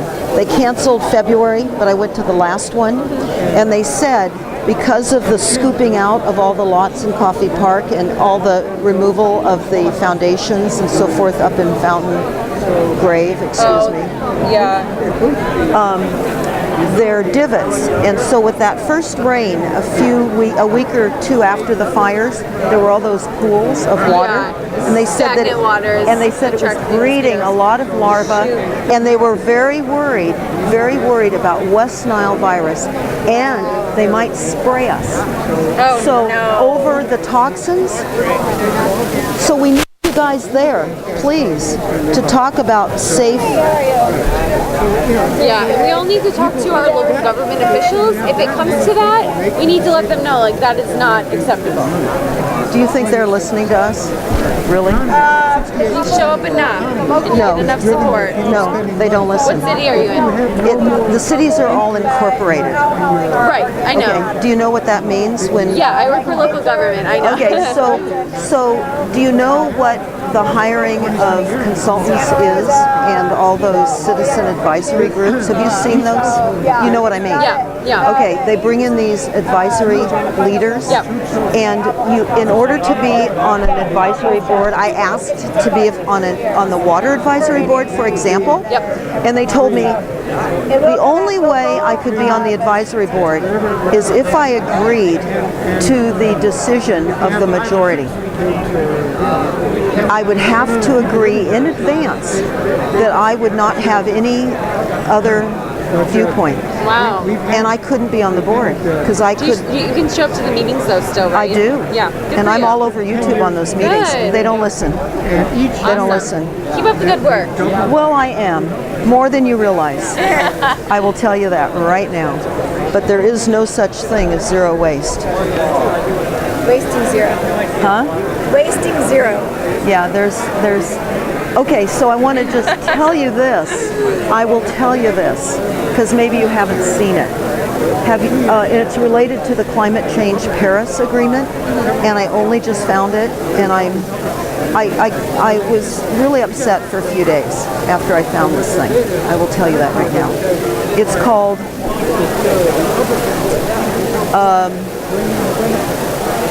Population Engineering and Fighting Climate Change. Population engineering, that sounds terrifying. And it is a 34-page document, and they talk about the first application was to cause infertility. Whoa. And they had three ways, okay? Either by agreement for people not to have children, by toxins in the food and water supply. Yikes. That they thought was probably not the best approach. And then the third one was what they've done a lot of times with just flat out surgically doing the sterilization. But then they talked about the biggest contributor to greenhouse gas emissions are the non-third world countries, North America and Europe, because we're wealthy and we use more stuff. And so they say that we need to be reduced in numbers. Wow. In numbers. Well, I like Paul Hawkins' approach of just educating women, and one of those components is family planning. I like that approach a little bit better. Yeah, I agree with you. Yeah. But through this whole thing, they also said on one of the pages about the use of geoengineering, and I've never ever, in any document, ever seen the admission of geoengineering, which is weather warfare, and the use of weather warfare for reducing the population. Wow. You know what I mean, the chemtrails and all of that stuff. Scary stuff. It's weather warfare. It's a global thing. And who published the document? There were three doctorates. One was out of the National Institute of Health, and one was out of Johns Hopkins University. And they wrote this as, they said, why haven't people yet come out and said the truth? We're not going to get into enough renewables fast enough. We're not going to save the climate fast enough. We have to eliminate people. Wow. Scary. Yeah. But you know what? I'm going to tell you one more thing. Since it seems like maybe you think I'm strange, and so I might as well go more to the strange side. But I'll just tell you, I always thought, and I was told and taught in school, that petroleum was fossil fuels. That's what I always thought. In fact, when I went to school... Plant brain, yeah. Okay, when I went to high school in Santa Monica or younger, we went to the La Brea tar pits and we were told, hey, that's your gasoline. But I found out later that our gas never came from fossils. Now I know this is wild, but because it is wild and because it's true, you have to wonder, why are we being so deceived? Type in this great YouTube, The Origins of Oil, and you will hear a top general that had top governmental clearance talk about how Rockefeller, who was the original oil magnate, how he deceived the world with creating the idea that there was limited amount of oil so he could increase his profits. Money. So it doesn't, what is it if it's not plant it's matter? a renewable. They drill for it deeper than fossils or plant matter. They never drilled for it at the level, at the higher level that they found fossils and plant matter. And when I heard about that, I was really kind of blown away. For a few days I thought, because every book I read, it's all reduce fossil fuels, do this fossil fuels, and then I'm suddenly realizing, oh my gosh, what a joke. What a joke. Well, you're like challenging my whole degree in environmental science right now. I am? Do you want me to give you one more? Yeah, I think she needs to get going soon though. Okay, well maybe you want to hear this. We don't have a water shortage. Water is a renewable. we've only been taught about the secondary water supply, which is rain and snowmelt. That's atmospheric water. Okay, atmospheric water comes from primary water, which is a process of hydrogen and oxygen under the mantle of the earth. And it must come up once it turns into vapor, it's forced to surface. That's why we have hot and cold springs, even if we're in a drought for 5 years. That's where geysers spray up out of the ground endlessly, where on the top of the volcanic mountains, the top of the mountains in Hawaii have these gorgeous cascading waterfalls that just flow forever. Where's that coming from? It's primary water. It's a renewable. And we're being deceived by the illusion of limited water resources, just like with oil. And we have clean, fresh, unadulterated water that doesn't go through the environment with Fukushima, the radiation, flow on the grounds with toxic pesticides, then collected in these catch holes that they call reservoirs, and then they throw all these chemicals in it and they pump it into our tap. So primary water. It's a heavy Friday afternoon discussion. Well, you know, I didn't know before I knew, and I was stunned, and it took me a few years to get to the point of acceptance, because I was so stunned when I heard this. I mean, literally, really stunned. And I kind of, when I first heard it, I said, oh, that's a nut. Get away. But then I thought about it later, and I thought, well, I'll just check it out. Have a good weekend. Thank you. Where should I go? Do you know of other places? Carbon free. No, we've been stuck here the whole time. Yeah.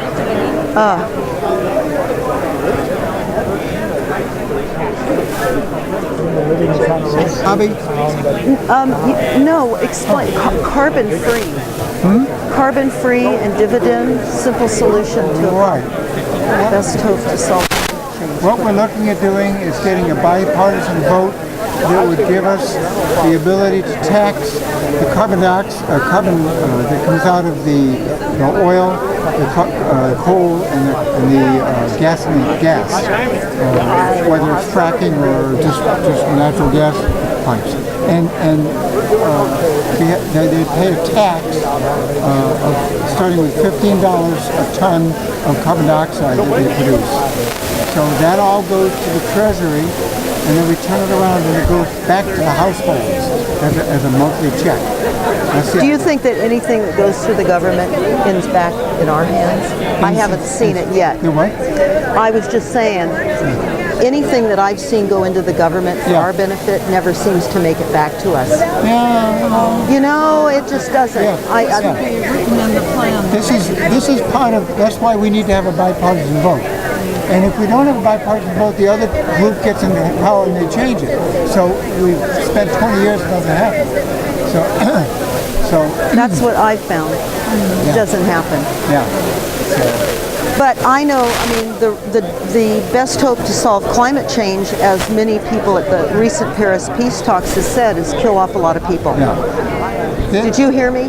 You didn't hear me. I'm sorry, my hearing aid just... Did you hear me? I heard the last part of it. Okay, in the Paris peace talks, they have talked about the most obvious aspect of reducing greenhouse gas emissions that has not been discussed. And it's in a document. And what is that? And the document is entitled Population Engineering and the Fight Against Climate Change.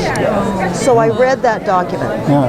Okay, it says that they've got to knock off a large portion of the population quickly, because climate change needs to be too many people. Too many people using too much stuff, and particularly the wealthier nations, us, because we are higher on the food chain. We use more stuff. So they talk about the ways they're going to do that. They say geoengineering. Geoengineering is weather control. You know weather control, right? No. That's what it says. You can say no. I read it. You ought to look. You ought to type it. I've looked through it. Then you're not agreeing with me. No, I'm not. Because you haven't read it. Otherwise, I'm not. This is no. Wait. How do you know I didn't read it? I've talked to some people in your group that said my group. I don't have a group. Well, there's a group that has the same thing that you're trying to go after. Who are they? I don't know who they are. They're individual people who've gotten together and they're talking about changing the weather and all kinds of... Oh, no, it says that in the document. No, I'm not saying that for me. Yeah. I'm just telling you it says that in the document. Yeah, well, all right. So I mean, honestly, this is not my hyperbole. This is not me trying to... So how are they going to do that? I mean, would line people up and start shooting them? I mean, no, it didn't say that. It said decrease fertility rates, which has happened. Yeah, well, have you noticed it's happening that? Anyhow. It's happening. I mean, the food supply is kind of poisoned, right? The water has some lead in it. Yeah. There's some other things that are, and they're problem. Going to do this. They're going to do this in spite of anybody finding out about it and saying what's going on. They're doing it. Who's doing it? Yeah, who's that? Well, this is a heavy conversation. Who's behind it? Well, the controllers of the global money system. Yeah. The controllers of the global money system. And it's not Washington, D.C. It's the controllers of the global money system. You kind of know what I'm talking about a little bit? Well, yeah. I mean, this is... You've heard of Rothschild. Yeah. Okay. Yeah. Have you typed in Pacific Gas and Electric followed by Rothschild? No. You might want to. No. You'll find he's in Pacific Gas. Yeah. Huh? Yeah. You're saying no?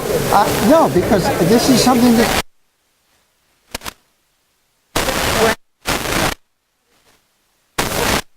That's all. Not now. Well, they had been because of the number of children they had been having, but they're not so worried about that now. The Chinese had the one-child policy. That's right. And water. Look what's happening in South Africa right now in Cape Town. It's 0 day, no water. So millions will die. So they don't have to worry so much about them. They're not going to all die. They'll move them someplace else. I mean, it's the same thing that's going to happen in India and Bangladesh and stuff. When the water rises and it creeps up and messes up all their cropland, they're going to lose. Water rises. Huh? What water rises? The ocean. Oh, sea level rise. Yeah. Okay. Do you know, have you heard anything about primary water? About what? It's called primary water? No. Okay.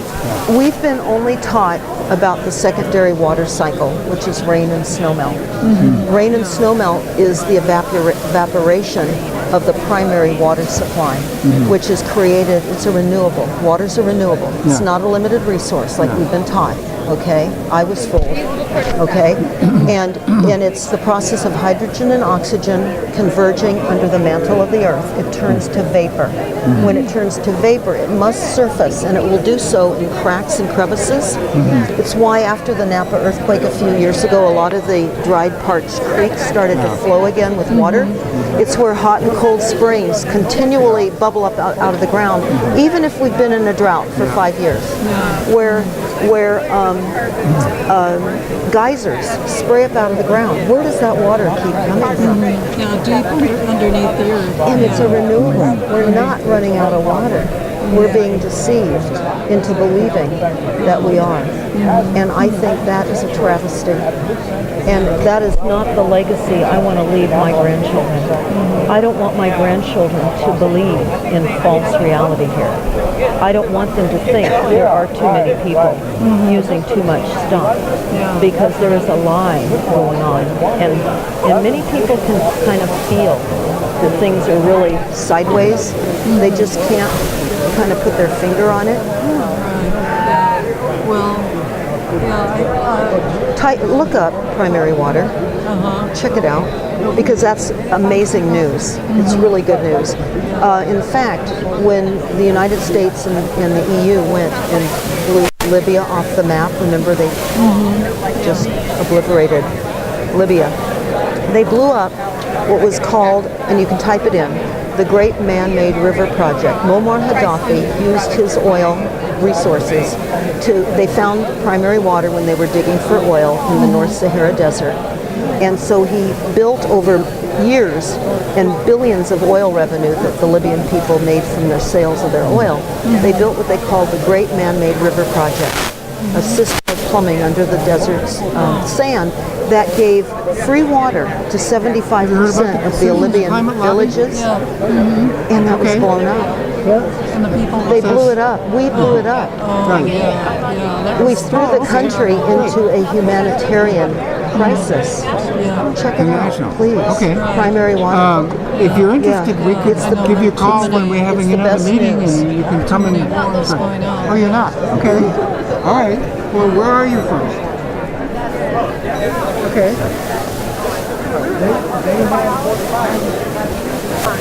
It's just not going to have that nutrient cycle happening. So you're going to have to bring in biology. You're going to have to either bring in compost tea, somehow inoculate your landscape again, living,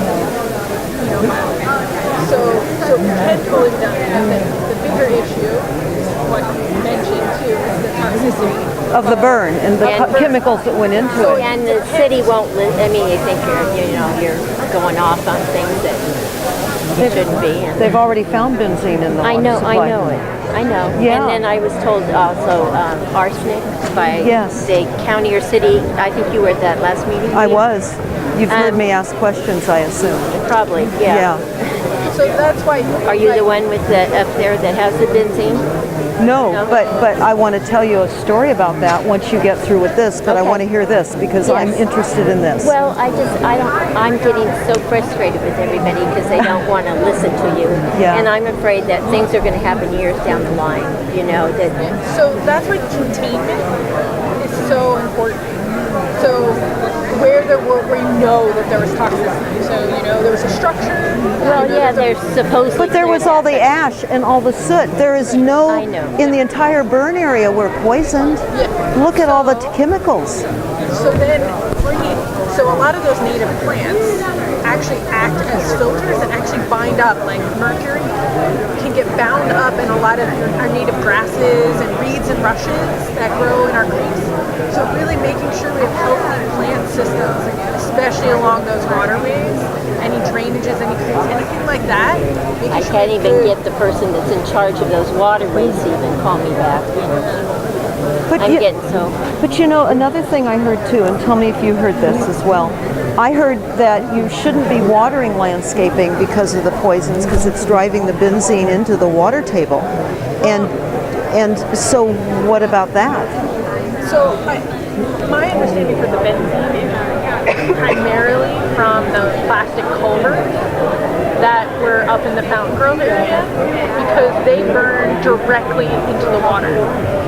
So soil will actually... What water? Was there a water source? So there's a culvert where there's water that was moving through that culvert. And then when it burned, you had this benzene straight delivery when water came, and it just open water came in direct contact with that benzene. So that's why it's such a hard. I'm just wondering. Yeah, but the water, the water's not connected to the culverts. Drinking water is not part of a drainage system. But that's what got it. Once the benzene, so the benzene has a direct contact with water. Now it can move. Now it can get into other water systems, delivered into a well. That was the problem, that it was a direct delivery to water. Once it gets into that capture of water, it can easily move into another water system. But that's all plumbed. That's all an infrastructure of plumbing. It's open culvert. Open culvert. You don't drink out of an open culvert. No, but the culvert has water going through, and then that water gets into the groundwater. It's because the water moved directly over that plastic benzene. I know, no, I understand. It got caught up in that water. But it was in the houses too. Look at all the toxins in the houses. Yeah, all the plastics, all the electronics, all the paint. I know. Yeah. And they only cleared, I don't know, I had the government clear mine. You don't know if you've really gotten a safe clearance. Oh, yeah. You don't. I don't. You don't. I don't trust the testing. I don't And you trust shouldn't. anything. And you shouldn't. And just from observing what I could see, they weren't operating correctly. They don't even wear respirators themselves. I know. So, but nobody will listen to you, and I'm just afraid now. I'm really afraid that maybe I should walk away. And you should. Because otherwise, you know, I mean, I don't have that much time left, and I don't want to find out after 10 years. Let me ask you, are you in the area of Benzene up there? The identified I'm in area? Hidden Valley. Oh, in Hidden Valley. So you're there off of Parker Hill. Parker Hill. That's devastating. I'm sorry.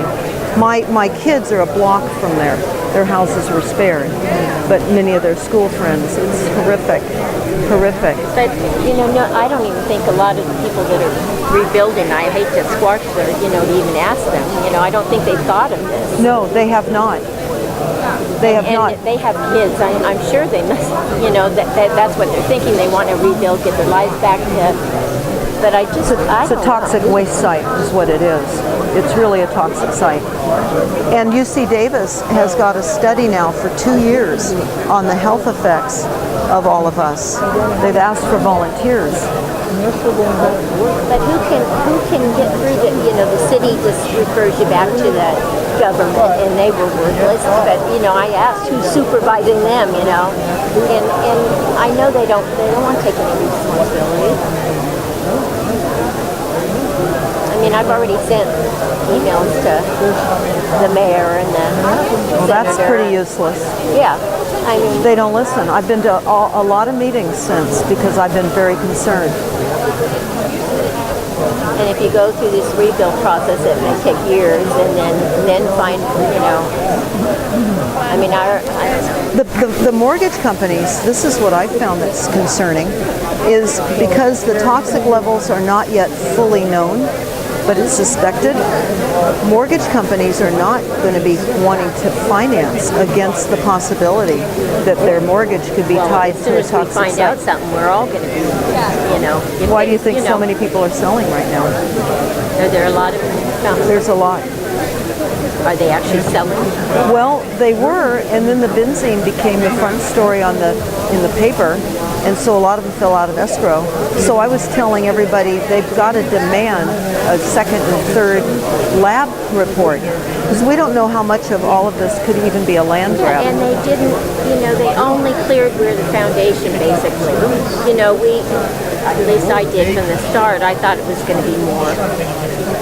And they just don't think it's necessary, but I don't feel very comfortable. And I don't, you know, look at that look, that tells you all. I know, that's she agrees. I mean, I know you agree because you know it, but, you know, we tell the officials and they just kind of, you know. So there's a group of us that are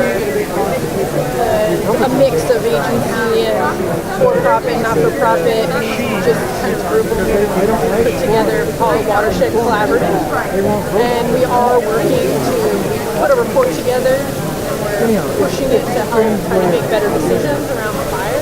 So you do have people in the community that actually care and have the ecological knowledge and know how to do restoration, but we have to go through a similar process of dealing with government. I need to ask you, do they have a facilitator in with your collaborative that leads it with easels and writes things on the boards? Oh, yeah. You're not a collaborative. You are being manipulated. I will tell you. No, if you saw the report that we put out and how we did it, we had somebody who was there, but we were all giving our input and we all saw the report and all of our information on there. And so, you know, it was interesting because I know somebody that wanted to be on one of the citizens advisory groups, and there was one single requirement. It was consensus. They had to agree with the majority. If there were 2 people out of 20 that had a different opinion, they had to acquiesce with the majority. Now, here are you and I talking, and if there were 20 people here, we would have to willingly discount what we're feeling to agree. I know. And that's how they're being run. Look at the word consensus. That's in your group. well, so this group is not run by anyone. It was just us coming together saying we need to do this. Who wants to volunteer to keep track of notes and keep track of, so it's definitely a community. So you had different people within the group writing the notes down, or was it a person? Yeah, it was all of us working together, you know. So there wasn't like one person that said we're going to have you all come together. And you were probably the majority, not the other way around. When two felt, concerned, and the rest of them. Well, the thing is, all of us feel concerned. Yeah, that's what I'm saying. Yeah. So it's like, that was our biggest fear, is getting into the groundwater table and getting people separated, So where is that heading? What is the conclusion? Where is that going? So we put together the report, and now and that's just like what our observations are, what our concerns are, where we think there's challenges and issues, like things like you're talking about, like where could this toxicity be? How bad could it be? What about other fires? Hasn't that been done? See, we probably haven't succeeded. You're right. We actually got connected with some Australian community groups and they're kind of ahead of us in a bad way as far as drought and fire. What about San Diego? They're ahead of us. Well, they are, but anyway, we have a similar climate match in Australia, so getting some of their advice and trying to bring that report to you. So basically what we've done, we brought all the issues and challenges that we named from all of our different perspectives together. Now we're doing, what do we do about it? What are the actions? Who do we need to talk to? Who do we have to change? We're dealing with building permits to make sure that we don't build with toxic materials again, that we don't poison things again. Now wait, building permits. Now say that again, that you don't do what? Last call for happy hour in the club room in the back corner of the building. It's a problem. They close at 6. Big problem. Yeah. Low cost beverages. Did you get the government to clear your lot, or did you get a private? Private. Yeah. Were you satisfied with the private? Yeah. Already got clearance way ahead of time, but they pretty much forced so many people to, They gave the illusion of force. Yeah, I mean, I didn't like the agreement, but they said it was going to cost you this much if you didn't. They created fear. Yeah. That's what it was. It was fear. So a lot of us were. What was the story you were going to tell me, or something? I forget right now. Okay, what I was going to tell you, but it's not. Okay. The whole thing is pretty. Oh. Here's the story. In that area of benzene up there in Fountain Grove. Okay. And it affects several one areas, in particular, right? but I believe that the benzene is everywhere. I don't believe it's just isolated, or the arsenic, or whatever. We're not going to find out later. Yeah, I believe it's everywhere. But here's what I heard them say with my own ears at a water agency, at a meeting in Santa Rosa at the water district meeting last week. And who would expect to hear this at a water meeting? Here's what this is. I heard them say that they will issue building permits for those. They're like 324 homes in that particular homeowners association. There's still a few homes standing, but most of them are gone. They'll issue building permits for those homes that are burned out, but not occupancy permits, because they don't have the money to replace the water infrastructure. And they may not have that money for 5 or 6 years, but they'll let people go ahead and start building. Think about that, without an occupancy permit. If they run short of money and they go to a lender and they need to get a couple $100,000 finished, the lender is not going to give them any money because there's no occupancy permit. They can't sell it. They've reinvested all of their money back into something that is not negotiable. And wasn't this discovered only because there were people occupying areas? The benzene. That they may not have discovered it if those people didn't report, so where we're maybe, I don't know who shares our water, how far, but. Yeah, I gotta run, but good luck. Yeah. I'm sorry. It's terrible. Thank you. Thank you. So we need to go now, because I'm looking at the clock. And where are you?